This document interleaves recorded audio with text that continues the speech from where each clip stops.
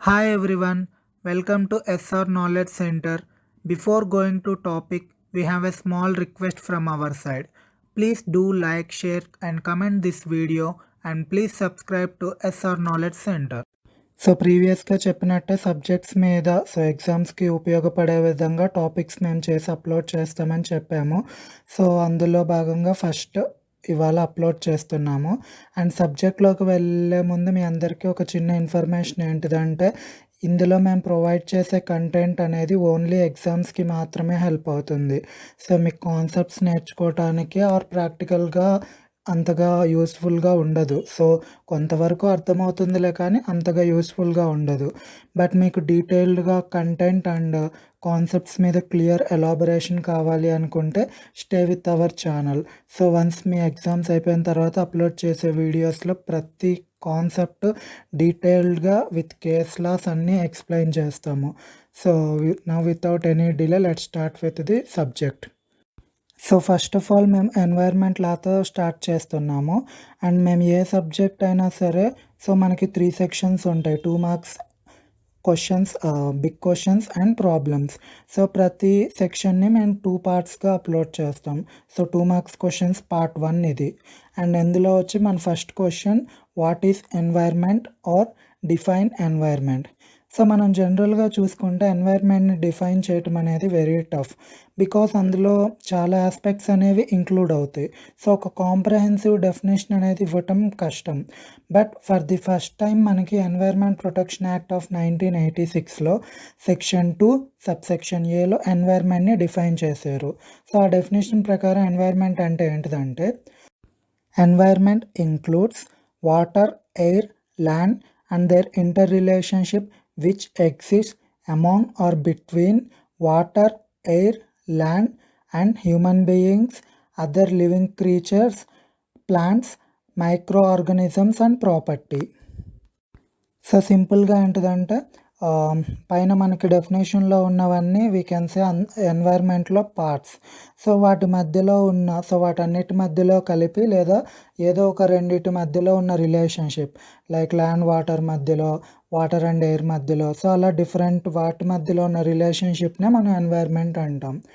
But in general simple టర్మ్స్లో చెప్పాలంటే environment means the area in which we live. So like plants కానీ, micro organisms, human beings. So మనందరం ఉన్న area, the surrounding areas in which the human life exist is called environment. So next question వచ్చి environment pollution. So environment పొల్యూషన్ని discuss చేయాలంటే మనం ముందు అసలు environment pollutant అంటే ఏంటిది అనేది తెలుసుకోవాలి. సో అండ్ ఇక్కడ డిఫరెంట్ టైప్స్ ఆఫ్ పొల్యూషన్స్ కూడా మీకు 2 మార్క్స్కి అడుగుతారు. సో ఒకేసారి నేను ఫ్యాక్టర్స్ ఆఫ్ పొల్యూషన్, అసలు pollution definition, environment pollutant definition and then types of pollution మొత్తం ఇక్కడే కవర్ చేస్తాను. So let's start one by one. So first of all, what is environment pollutant. So మనకి environment pollutant definition section 2 subsection B of environment protection act 1986లో mention చేశారు. So దాని ప్రకారం environment pollutant అంటే meaning ఏంటంటే, environment pollutant means any solid, liquid or gaseous substance present in such concentration as may be or tend to be injurious to environment. So మనకి ఎన్వైర్న్మెంట్లో different types of elements ఉంటాయి. So అవేంటివంటే liquid form, gaseous form or solid forms.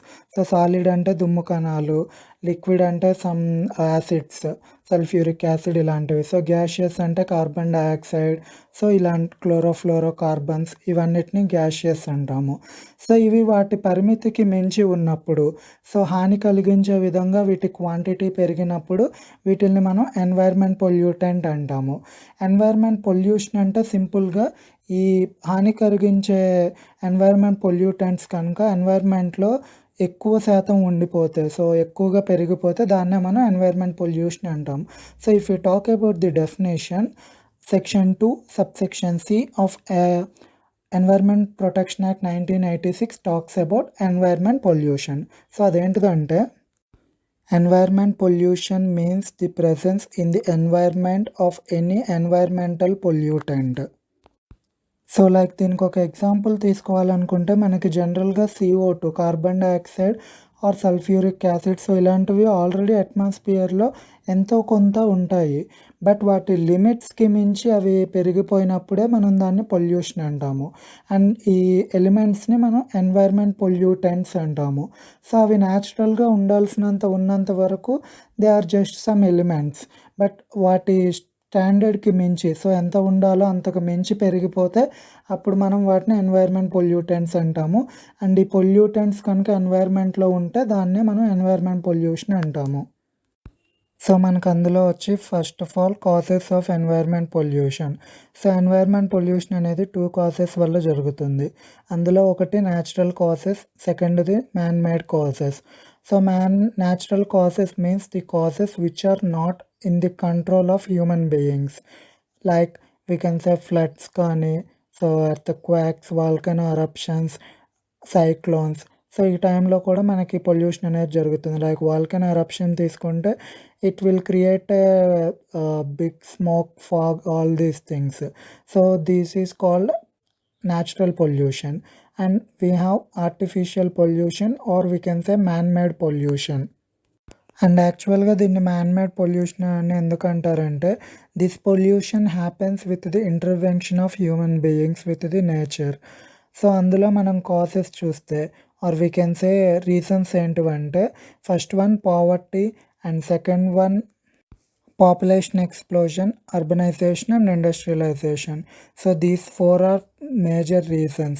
We can say poverty, population explosion, industrialization and urbanization.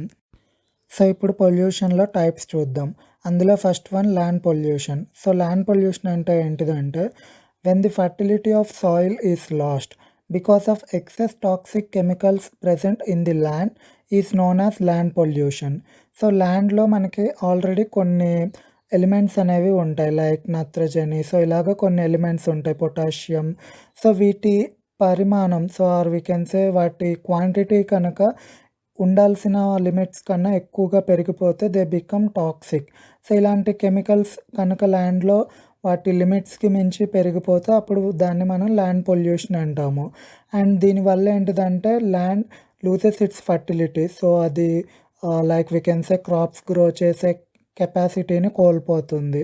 దాన్నే మనం land pollution అంటాము. So, దానికి causes ఏంటిదంటే pesticides, fertilisers, plastic covers, deforestation and floods. Floods is the natural cause and sometimes deforestation. So, burning of forests also happens due to some natural reasons. But these are the causes of land pollution. So, if we talk about the effects, it will lose or decrease the fertility of the soil. So, food scarcity అనేది create అవుతుంది because soil fertility loose అయినప్పుడు crops అనేవి ప్రాపర్‌గా grow అవ్వవు. So, కావాల్సినంత food అనేది generate అవ్వదు. Because of this food scarcity అనేది క్రియేట్ అవుతుంది. So, preventive measures next one. So, వాటిని తగ్గించడానికి లైక్ ల్యాండ్ పొల్యూషన్‌ని తగ్గించడానికి తీసుకోవాల్సిన measures ఏంటివంటే less usage of single use plastic, reducing the usage of pesticides and fertilizers, afforestation. All these are remedial measures we can say. Now the second one, water pollution. So definition వచ్చి when the water loses its natural ability to purify themselves is called water pollution, and this happens due to excess presence of toxic chemicals in water bodies. So causes వచ్చి industries releasing untreated effluents into the water streams or we can say water bodies, excess use of fertilizers and pesticides, and then we can say improper maintenance of sewage, that means drainage systems. And effects వచ్చి cholera, diarrhea, intestinal problems, loss of marine life. So that simply it means digestion problems and loss of marine life like fishes కానీ prawns so ఇవన్నీ చనిపోతాయి కాబట్టి వాటిని మనం loose అవుతాం. So దానివల్ల food scarcity కూడా క్రియేట్ అవ్వచ్చు. And if you talk about remedial measures then simply we can say proper maintenance of sewage or drainage systems, releasing chemical water or industrial water into water bodies after treatment, so that means సింపుల్గా అందులో ఉన్న కెమికల్స్ని reduce చేసిన తర్వాత మాత్రమే release చేయాలి. And వీటితో పాటు fertilisers, pesticides usage కూడా తగ్గించాలి. Next one air pollution. Definition వచ్చి when the particular matter of harmful substances increased in the natural air, then we will call it as air pollution. And if we talk about causes, like we can say automobiles, factories, air conditioners, and burning of waste materials like forest burning or like cooking కోసం burn చేయటం. So ఇవన్నీ causes. And when we talk about effects, it causes eye irritations, lung disorders and lung cancers also. And remedial measures వచ్చి afforestation and we can say reducing the usage of automobiles or using alternate energy sources like electric cars, electric bikes ఇవి use చేయటం, and reducing the pollutants from factories and less usage of fertilizers and pesticides. Noise pollution or sound pollution. Definition వచ్చి when the sound produced is not desirable to human ears, then we will call it as noise pollution. And if we talk about causes, loudspeakers, automobiles and industries. And if we talk about effects, cardiac problems, sleeping disorders, emotional imbalances, psychological disorders. If we talk about remedial measures, simply we can say plantations and then using less sound, so volume తక్కువ ఉన్న loud speakers use చేయటం, using silencers in automobiles and industries. Now we are going to talk about 3 international conferences or declarations which are important for the exam. So అందులో first one వచ్చి Stockholm declaration. దీన్నే మనం Stockholm conference అని కూడా అంటాము.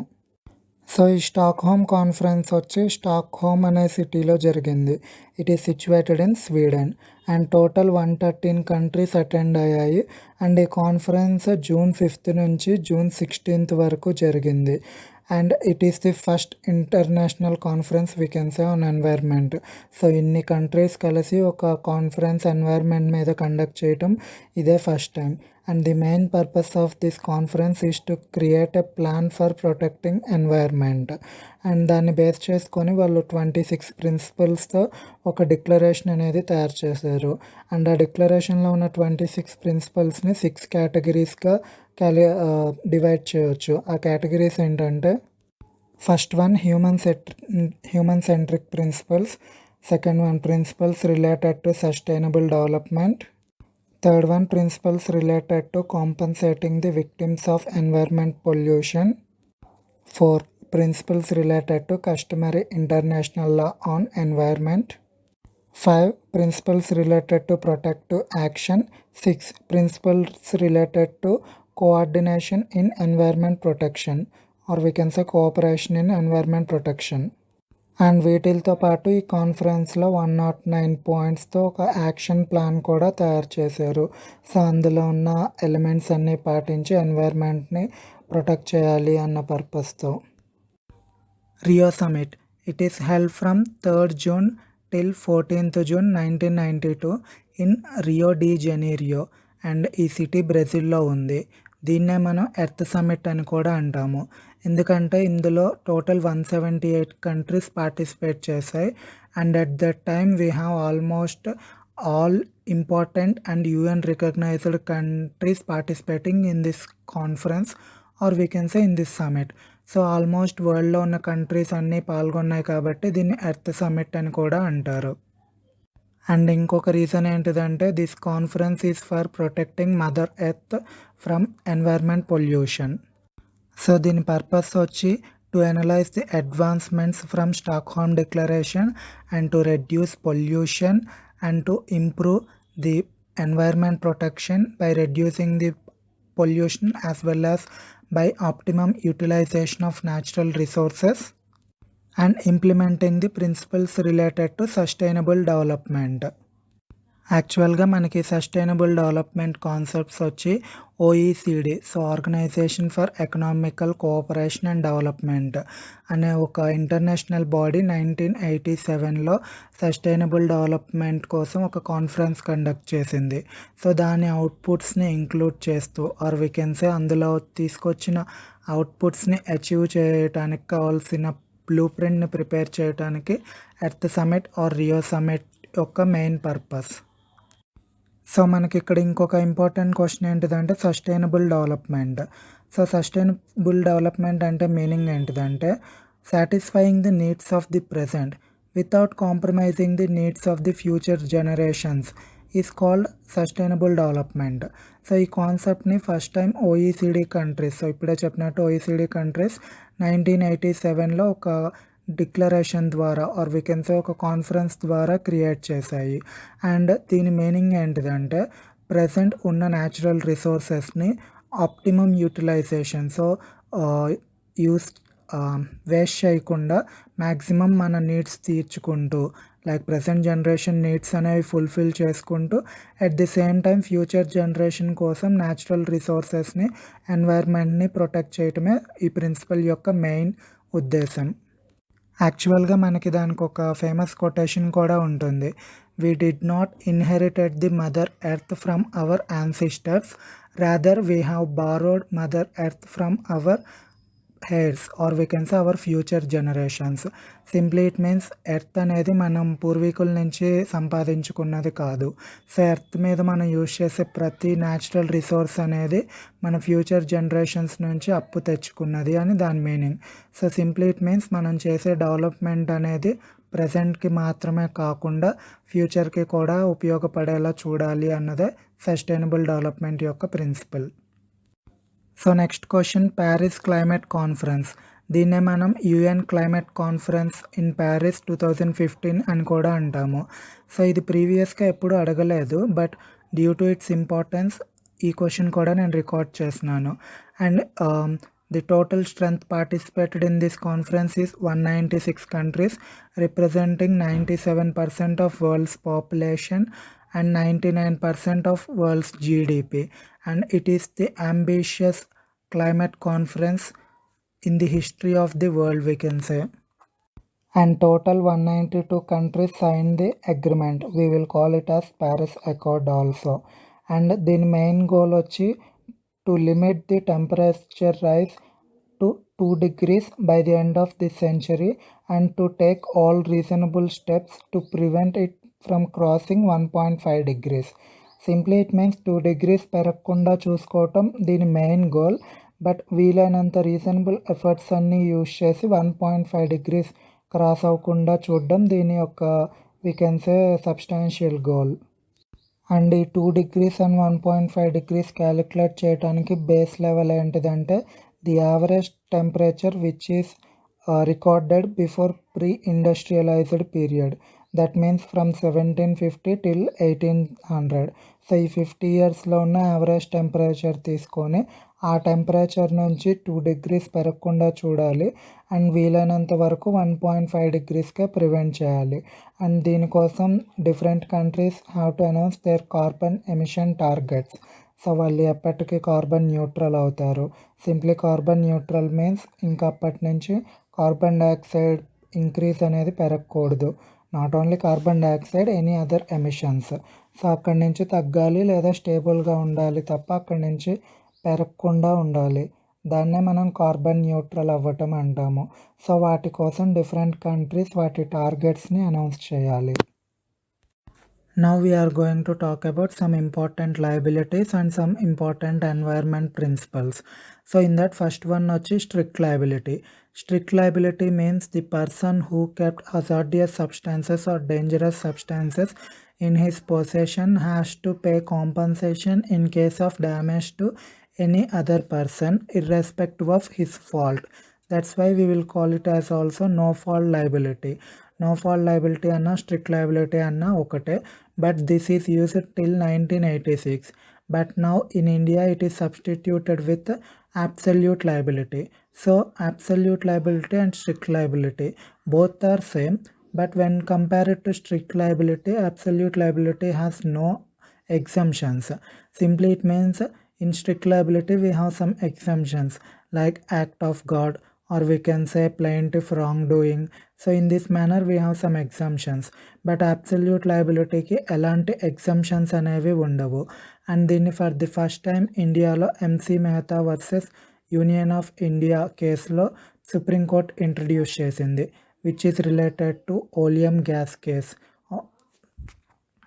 So in short, facts of the case ఏంటిదంటే there is a industry known as Sriram Foods and Fertilizers Limited, which is situated in Delhi. In that there is a gas leak, and that gas name is oleum gas. Due to that, some people are injured and 2 people were died. So because of that, the Supreme Court, by using absolute liability principle, it imposed some penalties on the company.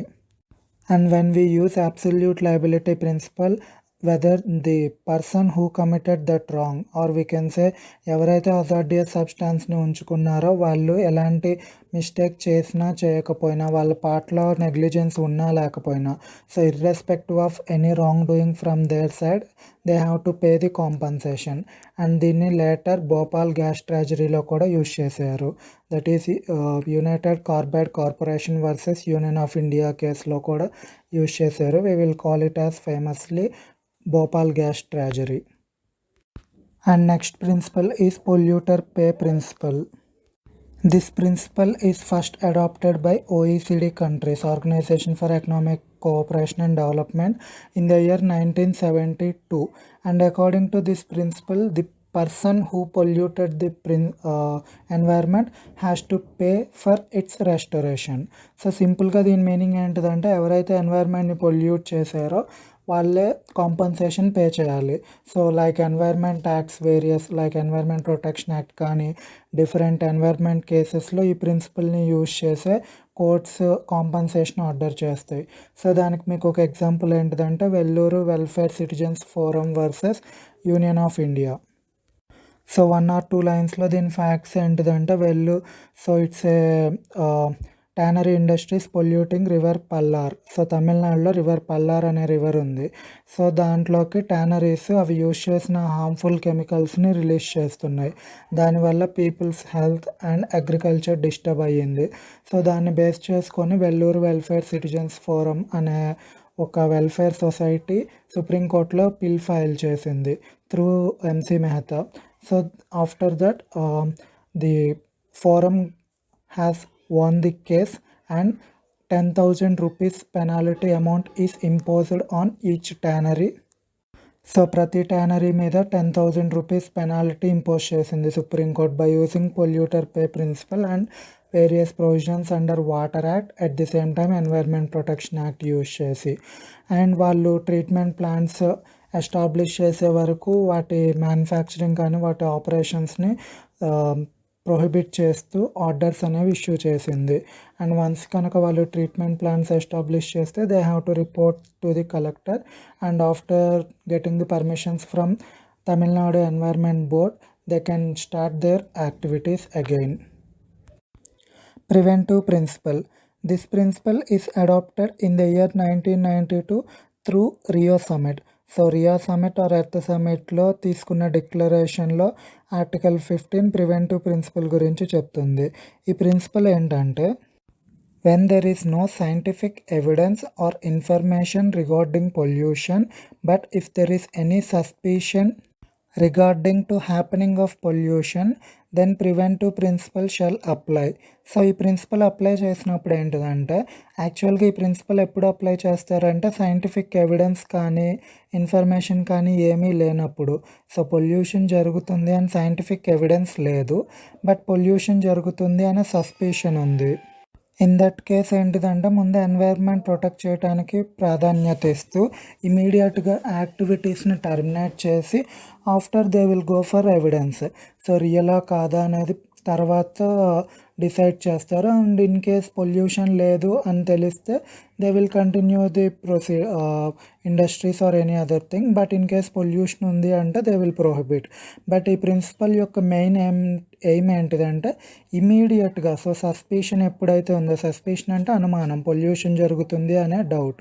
So ఆ doubt వచ్చిన వెంటనే ముందు యాక్టివిటీస్ని ఆపేసేసి ఆ తరువాత అసలు నిజంగా అది ట్రూతా కాదా అనేది డిసైడ్ చేస్తారు. అండ్ దీనికి ఒక ఎగ్జాంపుల్ తీసుకుంటే MC Mehta versus union of India and case related to mining in Aravalli ridges near Delhi and Haryana border. So అక్కడ ఆరావళి రిడ్జెస్ అంటే వీ కెన్ సే పర్వతాలు. సో అక్కడ మైనింగ్ యాక్టివిటీస్ అనేవి కమిట్ చేస్తారు. బట్ ఎంసీ మెహతా దానివల్ల అక్కడ పొల్యూషన్ క్రియేట్ అవుతుంది అని పిల్ ఫైల్ చేస్తాడు సుప్రీంకోర్టులో. యాక్చువల్గా దట్ ఏరియా ఈస్ ఎకలాజికల్లీ ఫ్రాజ్యూల్.